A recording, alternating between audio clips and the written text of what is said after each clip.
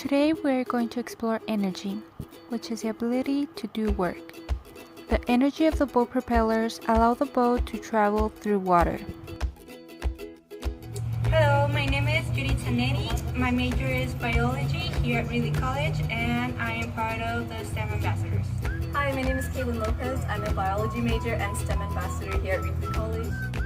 The materials we will need are small, shallow plastic containers such as Tupperware, a cardboard box to cut into paddles to propel the boat, jumbo rubber bands, wooden pencils, kebab skewers or rod-like materials, and scissors.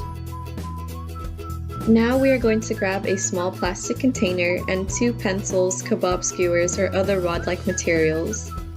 Next, we are going to place them along the length of the container. Now we are going to grab 2 jumbo rubber bands and place each rubber band on the edge of the container so that it can secure the pencils.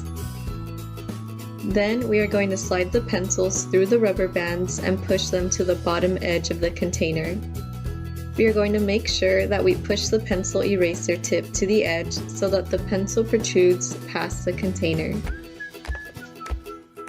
Now let's grab a cardboard box and cut one flap off of the sides.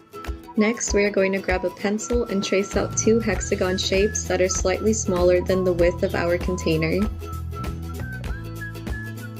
Now we are going to make a cut halfway through each hexagon. The cut needs to be wide enough so that both hexagon shapes can slide into each other. If not, make adjustments as needed. Now we have our paddles that will propel the boat forward. We will now grab another rubber band and place it at the edge of the pencil tips. Next, we are going to grab the paddles and secure them into the rubber band. Now we will wind the rubber band by rotating the paddles towards us.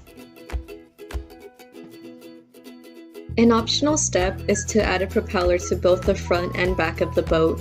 If doing this, make sure to rotate both paddles in the same direction.